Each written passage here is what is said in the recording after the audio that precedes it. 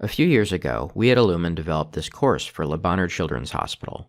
They don't use one of their medical devices every day, and when they do, they need to know how to set it up and use it and recognize patient problems, which in this case could be life-threatening.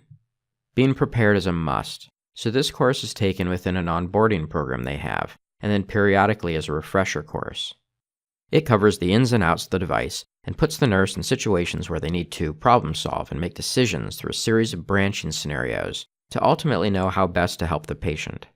As we often do, we could have just decided to use stock photos of a patient room to create an environment. A quick stock photo search finds many photos that could have been used.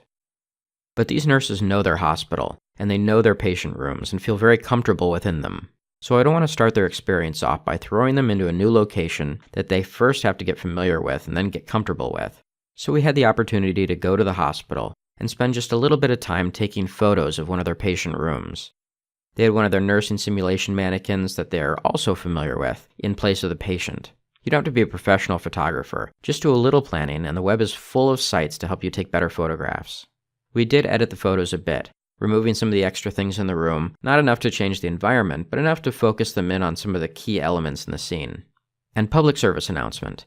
Take way more photos than you expect to use. You never know when you're going to need them. We took photos of the space and the medical device from many different angles, even taking photos of the materials on the couches that they have in each room, as the staff is very familiar with them. You can be creative or artistic or stylistic with some of these photos. We later used these photos as background images, foreground images, and sometimes we realized we needed a specific image to further explain a topic, and luckily we had the image. Using these photos everywhere just adds to the environment, it adds to the user experience.